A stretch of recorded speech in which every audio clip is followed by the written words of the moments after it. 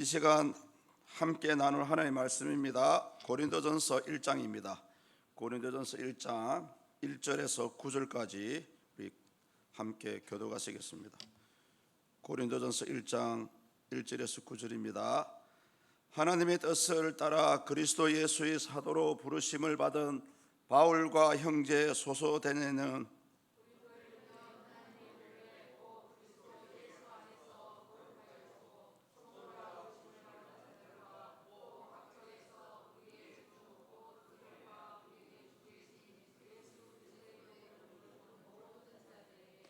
하나님 우리 아버지와 주 예수 그리스도로부터 은혜와 평강이 있기를 원하노라.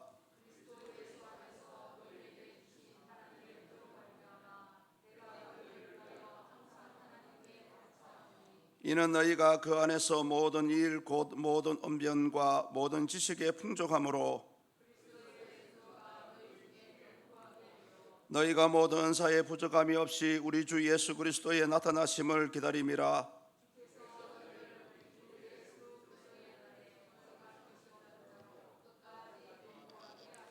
함께 봅니다. 너희를 불러 그의 아들 예수 그리스도 우리 주와 더불어 교제하게 하시는 하나님은 미쁘시도다. 아멘. 할렐루야. 반갑습니다. 축복합니다. 환영합니다. 이제 지난 시간까지 로마서 강의는 마무리가 되었고요. 이제 오늘부터 이 고린도전서를 강의해 보고자 합니다. 우리가 이 고린도 교회라 하면은 한마디로 아주 다양한 성령의 은사가 있었던 영적인 교회였습니다. 동시에 아주 말도 많고 탈도 많고 문제도 많았던 교회가 이 고린도 교회입니다. 우리가 이 고린도전서를 한번 살펴보면은 얼마나 문제가 많은지 사도 바울이 크게 문제될 것 같은 것들에 대해서 각가지 대안을 제시를 하고 있거든요. 큰 문제만 굵직굵직한 문제만 구분해 보니까 무려 9가지가 넘습니다. 그만큼 이 고린도 교회는 문제가 많은 교회입니다. 이런 측면에서 많은 신학자들이 이 부분을 보고 그렇다, 시대적 상황과 환경과 여건은 틀리지만은 이 고린도 교회를 통해서 오늘날 현대교회는 아주 다양성을 추구하지 않습니까? 오늘날 각 교회들의 모습을 미리 보여주는 것이 바로 고린도 교회다라고 그렇게 평가를 하고 있습니다. 처음에 이 고린도 교회는 사도 바울이 1년 6개월 동안 열심히 개척한 교회입니다. 물론 은혜로 시작을 했죠. 근데 이제 사도 바울이 떠나고 서서히 이 고린도 교회 사람들은 그 신앙이 서서히 식어가기 시작했습니다. 그러다 보니까 많은 문제가 생기고 분파가 생기고 심지어는 이런 혼란한 틈을 타서 거짓 교사들이 교회에 몰래 싹 들어와요. 이 거짓 교사들은 바울의 사도성을 가지고 터집을 잡고요, 바울과 성도들 사이에 이간질을 해버립니다. 이런 소식을 접했던 사도 바울은 가만히 있을 수가 없지 않습니까? 마침 사도 바울이 에베소에서 한 3년 정도 기거하는 중에 이런 소식을 접해 듣고 이제 고린도의 교회를 향해서 편지를 쓰게 됐습니다. 그것이 바로 이 고린도전서 또 나중에 후서입니다. 물론 성경에는 나와 있지 않지만은 신학자들은 더 많은 편지를 보냈다고 이렇게 얘기를 합니다. 그런데 심정만 있지 물정이 없어가지고 그렇게 짐작만 하고 있습니다. 오늘 우리가 접하는 부분은 서러운 부분이지만은 이 서러운 부분을 통해서 사도 바울이 말하는 것을 볼 때에 사도 바울의 의도는 다시 한번 고린도 교회를 새롭게 세우고자 하는 그런 의도가 있었습니다. 아울러서 저와 여러분들의 신앙도 물론 지금까지 잘 섬겨왔습니다만은 오늘 이 고린도전서 서론을 통해서 다시 한번 저와 여러분들의 신앙을 리부팅하는, 처음으로 돌아가서 다시 한번 새 출발할 수 있는 그런 기회가 한번 되었으면 좋겠습니다. 인생은 60부터라는 말이 있습니다. 들어보셨습니까?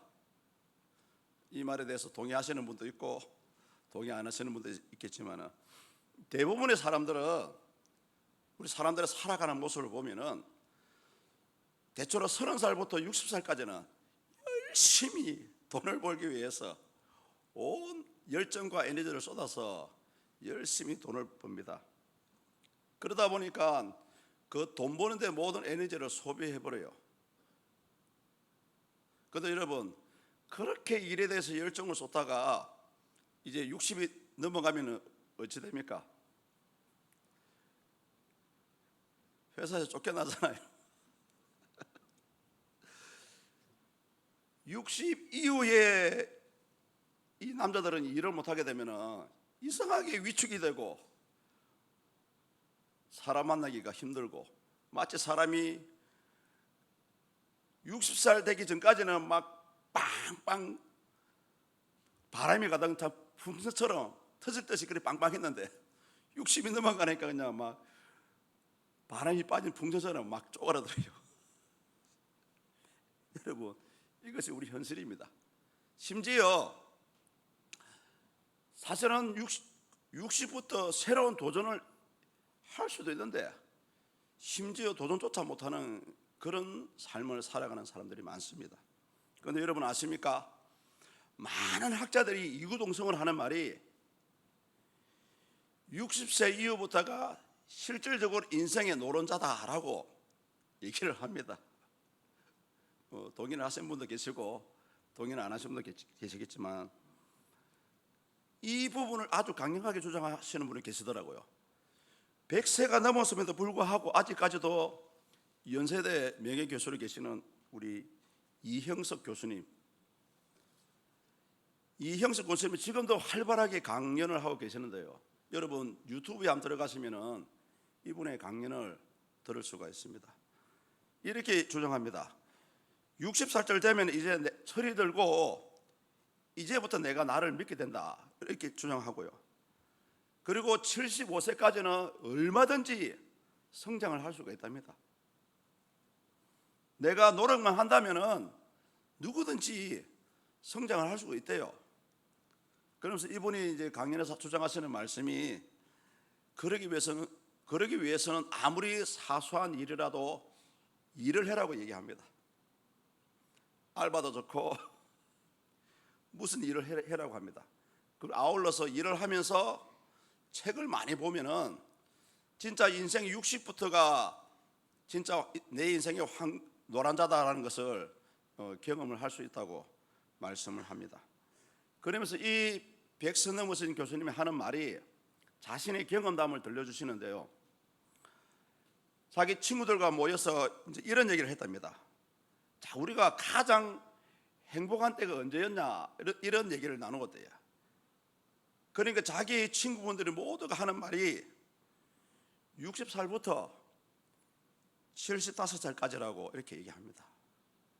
저는 이 얘기를 듣고 그렇다, 30살부터 60살까지는 진짜 죽자 사자 돈만 벌다가 보니까 이 인생이 이렇게 아름답고 즐겁고 소중한지를 몰랐다는 거죠. 그러면서 이분은 이렇게 고백합니다. 내가 만약 한갑 이후의 시기를 늙었다고 포기를 했다면 어땠을까? 진짜 아찔했을 것이다 라고 이렇게 얘기합니다.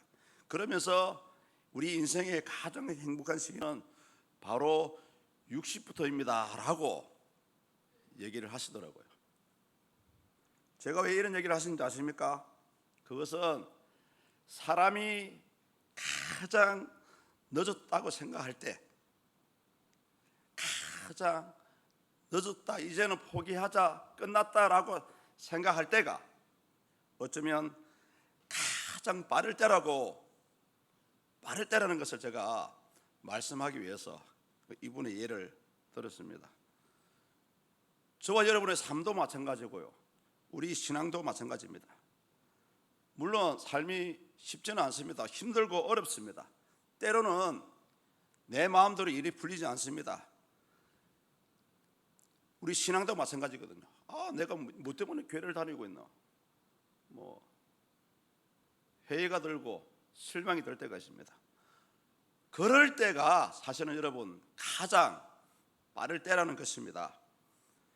이 오늘 고린도 교회도 여러분 처음에 그렇게 신령한 은혜 가운데 말씀을 통해서 교회가 부흥선장했는데 이제는 고린도 교회도 처음의 모습을 잃어가고 있었습니다. 마치 저와 여러분처럼 비록 사도 바울과 함께 부흥하고 성장하고 멋진 교회가 세워졌지만은 이제는 현재 사도 바울이 고린도 교회의 편지를 무릎에는 이제는 신앙을 유지하는 것조차 힘들 때였습니다. 온갖 문제가 일어났고요. 교회가 점점 퇴보의 길을 걸어가던 것이 바로 여러분 고린도 교회였습니다. 심지어는 거짓 교사들 때문에 또 각자가 가지고 있던 어떤 신앙의 체험조차도 특별한 은사를 받았음에도 불구하고 그 신앙조차도 잃어버릴 상황에 이르렀다는 것입니다. 이러한 소식을 사도 바울이 들었어요. 그래서 사도 바울은 가장 먼저 이 소식을 접하자마자 두 가지 액션을 취하게 됩니다. 그 한 가지가 뭐냐면은 자기의 사랑하는 제자 디모데를 급히 고린도 교회에 파송을 합니다. 그리고 또 한 가지가 뭐냐면은 이제 고린도 교회를 향해서 편지를 쓰는 거예요. 오늘 저와 여러분들은 이 사실은 이 고린도전서의 서론 부분을 접하고 있지만은 두 가지 관점으로 이 부분을 들여다봤으면 좋겠습니다. 사도 바울은 가장 먼저 무엇을 언급하냐면은 자신의 사도성 문제에 대해서 먼저 언급을 하고 있어요. 자신은 내가 사도가 된 것은 내 의지도 아니고 하나님의 뜻하심에 따라서 예수님께서 나를 사도로 임명하셨다라고 주장을 합니다. 우리 본문 1절을 한번 보십시오. 1절에 같이 읽어보시겠습니다. 하나님의 뜻을 따라 그리스도 예수의 사도로 부르심을 받은 바울과 소소대네는 아멘. 고린도전서 1장 1절에서 이 사도성 문제를 가지고 바울이 언급할 수밖에 없었던 이유는 그 당시 고린도 교회에 있던 거짓 교사들이 틈만 나면은 사도 바울의 사도성을 문제를 잡았습니다. 문제를 삼았어요. 그러다 보니까 사도 바울이 고린도 교회에 와서 한 모든 것이 거짓이다. 아주 심각한 문제라고 할 수가 있습니다. 그런데 여러분, 우리가 사도행전에 나오는 다메섹에서 회심하는 사도 바울의 사건을 조금만 이해한다면 이 문제는 그렇게 문제가 될 수밖에 없습니다. 분명히 사도 바울은 다메섹에서 예수님을 만났습니다. 빛 가운데 임재하신 예수님을 만났습니다. 그리고 그 만나는 순간 만남으로 끝난 게 아니고요, 사도 바울에게 당신이 누구인지 왜 십자가에 달리셔야 되는지에 대해서 많이 가르침을 베풀었습니다. 아울러서 너는 이제 이방인의 사도로 또 예수님께서 직접 파송을 하셨습니다. 또 세 가지가 사도의 조건에 적합한 겁니다, 여러분. 사실 이 사도라는 말은 보냄을 받은 자라는 의미가 있습니다. 그래서 당시 좁은 의미로 그 당시 사람들이 일반적으로 생각하는 사도는 예수님의 12제자와 그 다음에 가룟 유다 대신에 선출되었던 마띠아, 이분들을 우리가 사도라라고 할 수가 있습니다. 그런데 여러분, 실제 그 당시에 있었던 일인데 이 사도라는 개념은 초대교회에 있다는 굉장히 좀 넓은 범위로 사용이 되었다고 합니다. 사도 바울도 물론 사도로 칭함을 받았고요, 사도행전 14장 4절에 보면 여러분, 사도 바울의 영원한 동역자 바나바도 사도라고 불렀습니다. 나중에 시간 나시거든 사도행전 14장 4절을 한번 찾아보십시오. 또 고린도전서 15장 갈라디아서 1장을 보면은 예수님의 친동생인 동생 야고보 있죠. 야고보도 야고보 사도라고 성경에서 말합니다. 심지어 여러분, 생소한 사람의 이름이지만은 실로아노라고 아십니까? 실로아노.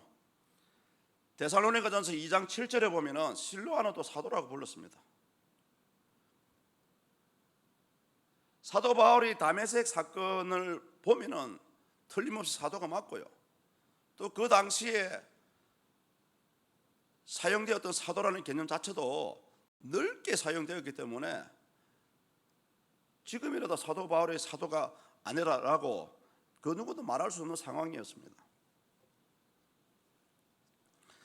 다음으로 사도 바울이 이 고린도 교회를 향해서 하는 말이, 사실은 이 편지를 쓸 때에 사도 바울은 고린도 교회가 뭐가 문제가 있는지 알고 있었던 상태였습니다.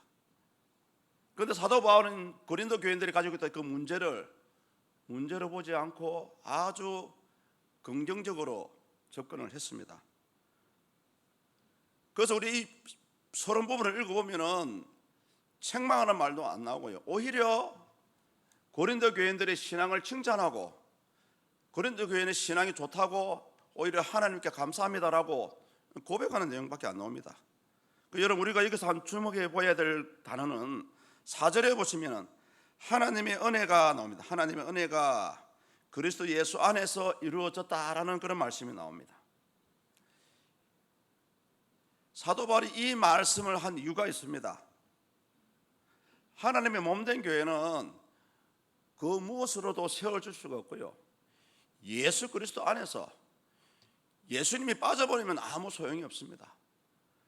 하나님의 은혜로 세워졌지만 그것도 예수 그리스도 안에서 너희들이 세워졌기 때문에 너희들의 신앙이 값진 것이다 라고 그렇게 얘기를 합니다. 여러분, 오늘날도 마찬가지입니다. 하나님의 몸된 교회는 사람이 이끌어가는 것이 절대 아닙니다. 하나님께서 친히 이끌어 가시고요, 주님이 빠져버리면 아무 소용이 없어요. 예수 그리스도 빠져버리면 그 단체는 교회라고 얘기할 수가 없습니다.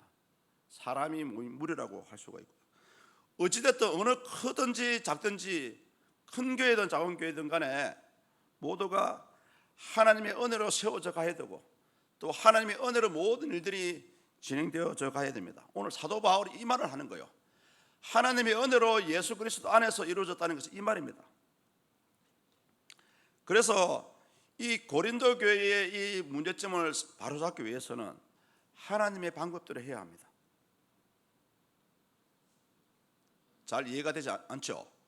창세기, 그 좋은 예가 창세기에 나옵니다. 여러분 잘 아시는 야곱이 이끌고 있는 공동체에 대해서 제가 한번 예를 들어보겠습니다. 창세기 33장에 보시면은 야곱이 형 에서를 만나는 그런 장면이 나옵니다. 극적으로 화해를 하죠. 진짜 극적으로 화해를 합니다.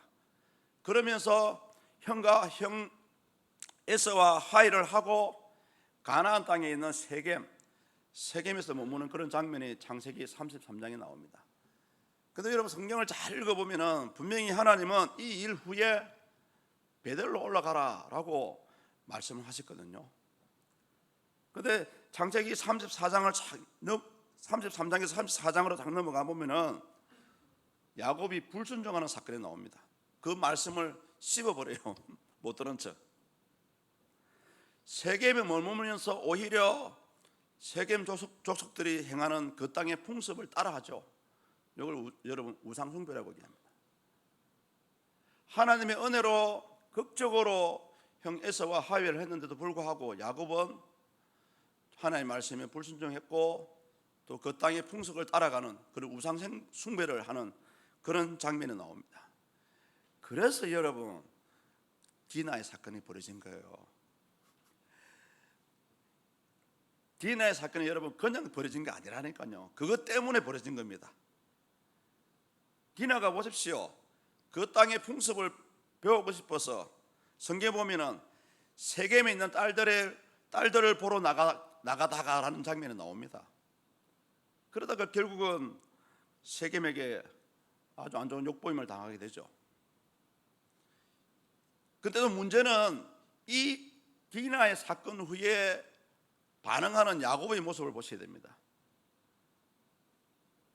야곱은 상당히 큰 충격을 받습니다. 그러면서 또 머리를 써죠. 할례를 받아라. 그러면 너희들 받아주겠다. 세겜 족속이 할 일을 행하는 중에 시몬과 레위가 가서 칼로 다 죽여버리지 않습니까? 사람을 다 죽여버리고 그들의 재산을 뺏어버립니다. 여러분 보십시오. 이 야곱의 공동체를 보십시오. 분명히 이 야곱과 야곱의 가족과 그 무리들은 하나님을 섬기는 자들이었습니다. 오늘날 교회 공동체라고 할 수가 있어요. 그런데 실상은 이들의 행동이 아주 믿음 없는 불신자와 같습니다. 이런 것을 보고 나중에 창세기 35장에 넘어가면은 하나님이 이 난국을 헤쳐갈 수 있는 방법을 제시를 해줍니다. 그것이 무엇입니까? 베델로 올라가라. 베델로 올라가라. 왜 하나님은 베델로 올라가라고 했을까요? 마음속으로 한번 답변해 보십시오. 여러분, 야곱이 가장 처음 하나님이 만난 장소가 베델이지 않습니까? 처음으로 돌아가라 그 말이죠. 그래서 야곱은 이 말씀을 듣고 난 뒤에 창세기 35장 2절에 보면은 아주 의미심장한 말을 합니다. 제가 대신 한번 읽어드리겠습니다. 야곱이 이에 자기 집안 사람과 자기와 함께한 모든 자에게 이르되 너희 중에 있는 이방 신상들을 버리고 자신을 정결하게 하고 너희들의 의복을 바꾸어 입으라. 야곱은 이제 한마디로 하나님이 싫어하시는 모든 것을 버리고요, 과거 베델에서 처음으로 하나님을 만난 것과 같이 이제 하나님이 원하시는 방법대로 자신에게 있는 이 문제를 헤쳐나가게 됩니다. 사랑하는 성도님들, 이 짧은 이 예시에 대해서 여러분 이 야곱의 모습에 대해서 혹시 느끼신 것이 있습니까? 저와 여러분들이 이 땅의 삶을 살아가시는데요, 좋은 일도 있고 안 좋은 일도 있고 대부분 좋은 일보다는 안 좋은 일이 많습니다. 이러할 때 이 문제 해결을 어떻게 하실 것입니까? 바로 오늘 야곱과 같이 결국은 하나님의 방법대로 해야 그 근본적인 문제가 해결이 될 수 있다는 것입니다. 어떻게 보면 우리가 이 코로나 자체를 맞은 것 자체가 문제지 않습니까? 그렇다면 이제는 이 문제 해결을 하기 위해서는 다시 여러분 처음으로 돌아가야 돼요. 야곱과 같이 베델로 올라가야 된다니까요. 왜입니까? 베델에 가야 여러분 하나님을 만날 수 있지 않습니까? 저는 오늘 이 야곱의 사건을 보고 하나님이 원하시는 그 방법이 바로 선택과 집중이 아닐까라고 생각을 해보았습니다. 보통 우리 신앙인들은 인생의 문제를 해결하는 방법을 당연히 하나님이 해결하신다는 것을 알고는 있습니다.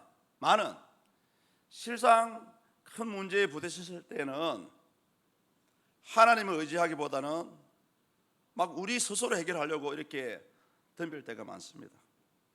여러분, 이때에 여러분 올바른 선택을 해야 된다는 것입니다. 그래서 선택이 필요합니다. 내가 선택할 것이 아니고요, 하나님이 선택하시는 방법대로 가야 된다는 거죠. 그리고 하나님 방법대로 하려고 이제 작정을 하고 결단을 하셨다면 이제는 필요 없는 부분은 다 내려놓아야 됩니다. 특히 저와 여러분들이 못하는 것은 다 내려놓으십시오. 못하는 걸 내려놓고 오히려 잘할 수 있는 것만 붙들어야 돼요. 집중해서. 여러분, 나의 단점을 고치기가 쉽습니까? 나의 장점을 조금 더 개발하기가 쉽습니까? 한번 생각해 보십시오. 사람의 단점을 고치기는 여러분 쉽지 않습니다. 어떤 사람들은 죽었다 깨어나도 못 고친다고 그러대요. 그렇다면은 장점은 있는 거니까 오히려 이 장점을 더 개발하게 된다면은 좀 좋은 효과를 거두지 않겠습니까? 바로 요겁니다. 내가 못하는 부분은 내려놓고 잘할 수 있는 부분만 집중적으로 하는 거예요. 어떻게 보면 야곱이 큰 난관에 부딪혔을 때에 하나님께서 베델로 올라가라고 했습니다.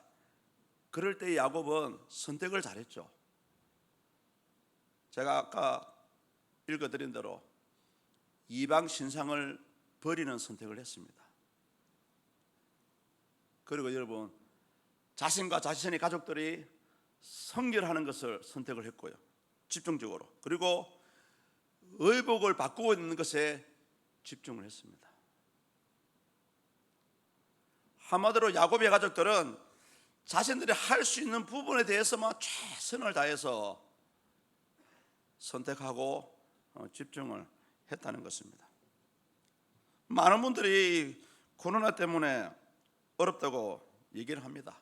근데 여러분, 이제는 더 이상 코로나 때문이라고 핑계를 대면 안 됩니다, 여러분. 어쩌면 우리 한국 교회도 마찬가지고요. 또 우리 몸된 교회도 마찬가지고 우리 각 개인도 마찬가지입니다. 이제는 모두가 선택과 집중을 할 때입니다. 물론 하나님께 여쭤봐야 되겠지만은 어떤 일을 할 것인지 선택을 해야 됩니다. 또 선택이 되었다면은 그 일을 이루기 위해서 집중적으로 저와 여러분들의 열정을 쏟아부어야 됩니다. 물론 우리가 성령 하나님의 감동하심을 따라서 움직이겠지만은 많은 분들이 이제 제가 걱정하는 부분이 뭐냐면은 기도는 열심히 하시는데 액션이 없어요. 액션. 기도하고 하나님 이루어 주시기 때문에 가만히 있는 게 아니고요. 그 길을 향해서 저와 여러분도 움직여야 됩니다. 액션이 필요합니다. 이제는 선택과 집중이 그겁니다. 이제는 움직여야 된다니까요. 자꾸 전도 예를 들어서 죄송합니다만은 전도할 만하면 전도해야 되고요. 또 모여서 행사할 만하면은 모여야 된다니까요.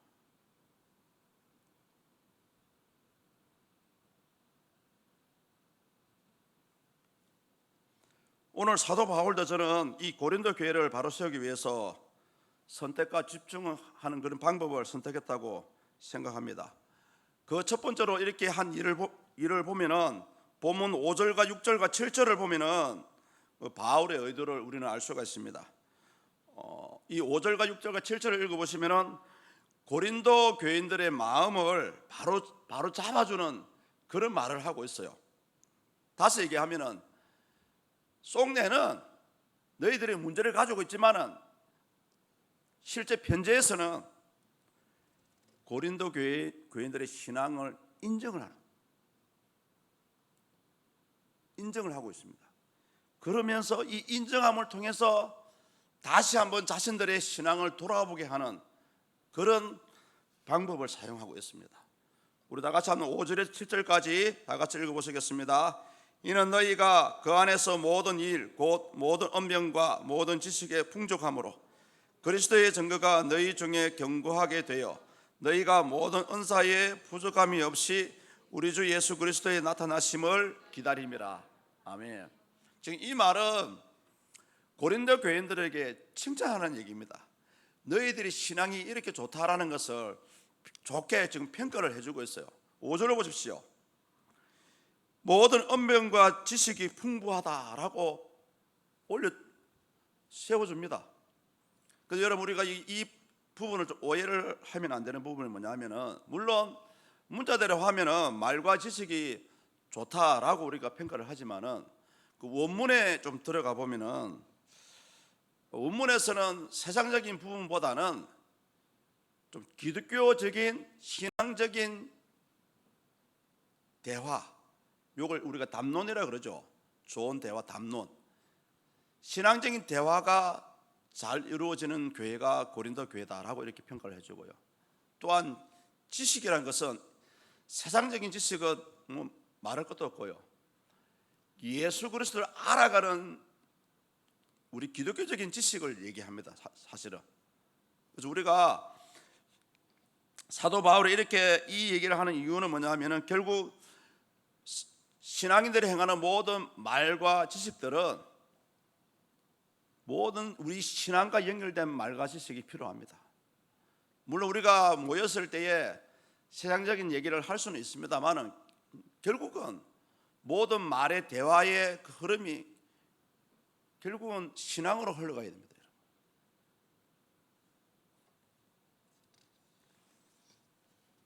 사도 바울이 고린도 교인들의 언변과 지식이 풍족하다고 평가한 것은 그만큼 고린도 교인이 문제가 많았지만 그 전에는 올바른 신앙생활을 하기 위해서 그렇게 성경을 가까이 하고 만나도 세상적인 이야기보다는 신앙적인 얘기를 많이 했다는 것을 사도 바울이 다시 한번 그들의 신앙을 되새겨주는 그런 부분입니다.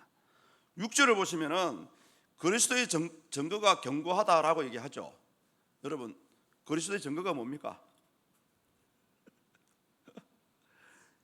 그리스도의 증거가 뭐예요? 그리스도의 증거가 뭐냐면은 그 당시 사도 바울을 통해서 전해 들었던 예수 그리스도의 구원의 사역, 그것입니다. 그러니까 비록 고린도 교인들이 문제가 많지만은 너희들의 신앙은 이렇게 예수 그리스도의 증거에 대해서 잘 채워져 있다라고 그렇게 이제 평가를 해주는 거죠. 세 번째, 은사가 부족함이 없다라고 하는 부분이 7절에 나오는데요. 이 은사는 구원이나 하나님의 선물로 볼 수도 있고요.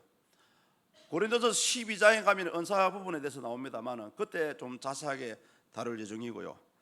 다시 말하면은 성령을 통해서 입은 특별한 능력을 얘기합니다.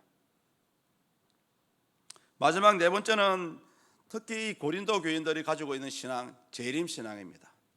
그 말씀이 7절 하반절에 보십시오. 나타나심을 기다림이라.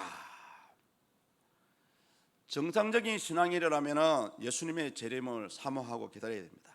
그런데 사도 바울이 이 말을 한 것은 그 당시 초대 교회 당시에는 여러분 기독교적인 이단이 많았어요. 너무 많았어요. 그때 나온 이단들의 대부분은 예수님 자체를 부정을 하고요. 또 예수님을 인정을 하지만은 재림이 없을 것이라는 그런 이단들이 많았습니다.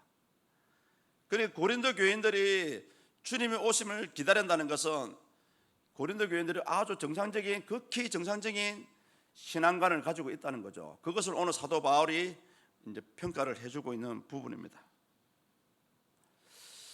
이렇게 해서 이제 서론 부분에 대한 전체적인 우리가 살필 수 있는 부분은 다 살펴봤습니다.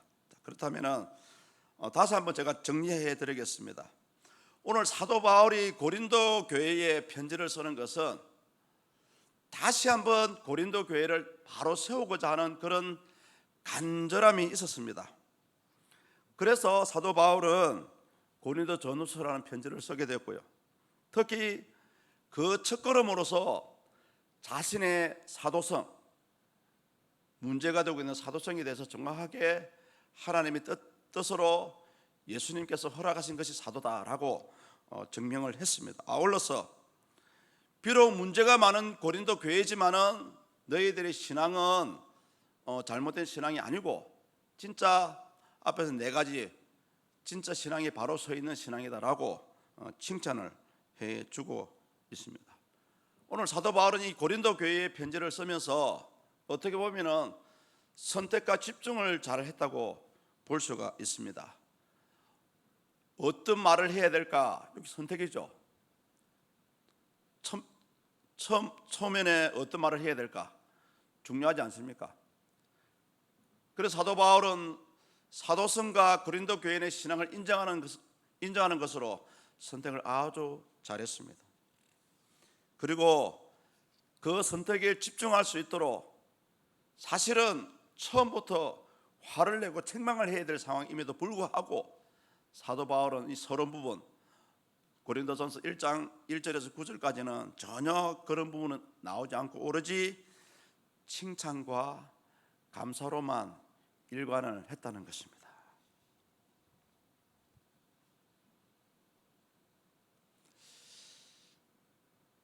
이제 여러분, 우리는 이제 이 포스트 코로나 시대를 살고 있습니다. 포스트 코로나 시대라는 것은 코로나가 끝난 게 아니고요, 계속 가고 있다는 거죠. 지금 또 언제 끝날지도 모릅니다. 자, 그렇다면은 어떻게 보면 저와 여러분들의 삶에 나아갈 길을 이 코로나가 막고 있다고 볼 수가 있습니다. 자, 그렇다면 이 시점에서 이때까지 하나님을 잘 섬겨왔지만 이제는 다시 한번 이 코로나라는 큰 이 절벽을, 이 벽을 넘기 위해서는 다시 한번 저와 여러분의 신앙을 돌아보실 필요가 있고요, 야곱의 가족이 문제 해결을 위해서 베들로 올라간 것처럼 다시 한번 저와 여러분들의 신앙을 점검하고 새롭게 출발할 필요가 있습니다. 새롭게 출발하는데 가장 좋은 방법은 여러분 선택과 집중이라고 저 역시 생각을 합니다. 너무 많은 거 선택하실 필요 없습니다. 여러분들이 할 수 있는 거 한두 가지만 선택을 하시면 되고요, 이 선택한 것을 통해서 내 신앙이 회복되고 삶이 회복될 것 같으면은 그 부분에 집중적으로 투자를 하시는 겁니다. 나는 기도로서 끝장을 보겠다 하면은 그렇다고 세상 일 내려놓고 하루 종일 교회에서 살아라는 말은 아닙니다. 지나갈 때나 안 되면 있는 자리에서라도 엎드리는 거죠.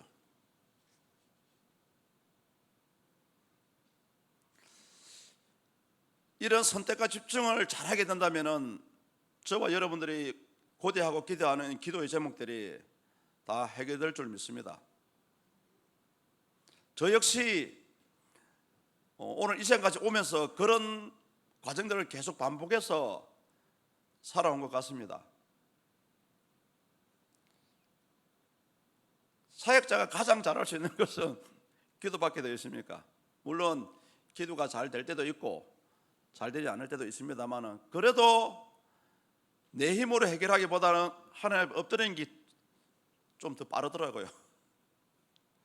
여러분 어떠한 생각과 어떠한 비전을 가지고 살아가고 계신지는 모르겠습니다만은 다시 한번 여러분의 삶을 돌아보시고요, 진짜 내가 이 땅에 살아가는 동안에 열심히 깨매와 같이 돈만 버는데 내 인생을 허비할 것인가 한번 돌아봤으면 좋겠습니다.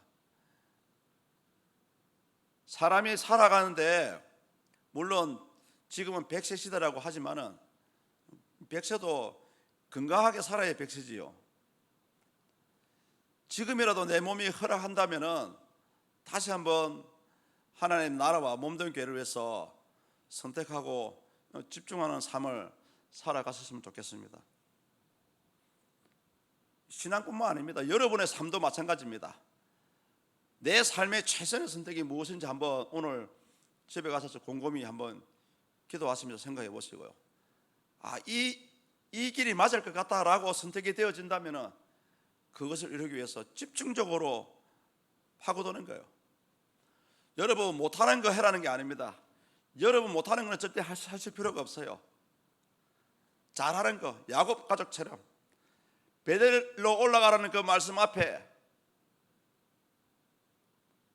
몸을 정결하게 하고 우상을 버리고 의복을 바꾸어 입고, 그런 모습들이 저와 여러분 삶 가운데 이제 필요하다는 거죠. 오늘 사도 바울도 이 올바른 선택과 집중만이 고린도 교회를 살릴 수 있다고 생각이 되어집니다.